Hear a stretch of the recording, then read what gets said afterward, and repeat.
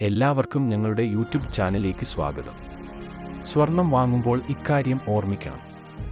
24 carrot 100% സ്വർണം, 22 carrot 91.7% സ്വർണം, 18 carrot 75% സ്വർണം.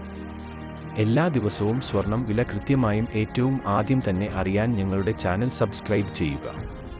ഒപ്പം ആ ബെൽ ബട്ടൺ അമർത്തിയാൽ എല്ലാ ദിവസത്തെ സ്വർണ്ണവില നോട്ടിഫിക്കേഷൻ രൂപത്തിൽ ലഭിക്കുന്നതാണ്.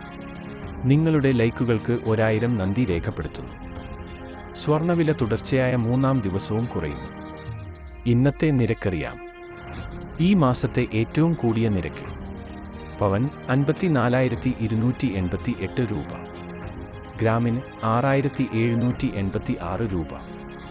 ഈ മാസത്തെ ഏറ്റവും കുറഞ്ഞ നിരക്ക് പവൻ 53,000 രൂപ, ഗ്രാമിന് 6,625 രൂപ. ഇന്ന് ജൂലൈ 21 ഞായറാഴ്ച. സംസ്ഥാനത്തെ ഇന്നത്തെ സ്വർണ്ണവില. കേരളത്തിൽ ഇന്നത്തെ 18 കാരറ്റ് സ്വർണ്ണവില 1 ഗ്രാമിന് 28 രൂപ കുറഞ്ഞ് 5,548 രൂപയായി. 8 ഗ്രാമിന് 224 രൂപ കുറഞ്ഞ് 44,384 രൂപയായി. 10 ഗ്രാമിന് 280 രൂപ കുറഞ്ഞ് 55,480 രൂപയായി. 100 ഗ്രാമിന് 2,800 രൂപ കുറഞ്ഞ് 5,54,800 രൂപയായി. കേരളത്തിൽ ഇന്നത്തെ 22 കാരറ്റ് സ്വർണ്ണവില 1 ഗ്രാമിന് 35 രൂപ കുറഞ്ഞ് 6,780 രൂപയായി.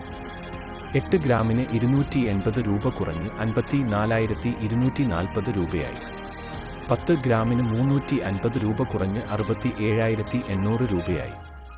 100 ഗ്രാമിന് 3,500 രൂപ കുറഞ്ഞ് 6,78,000 രൂപയായി.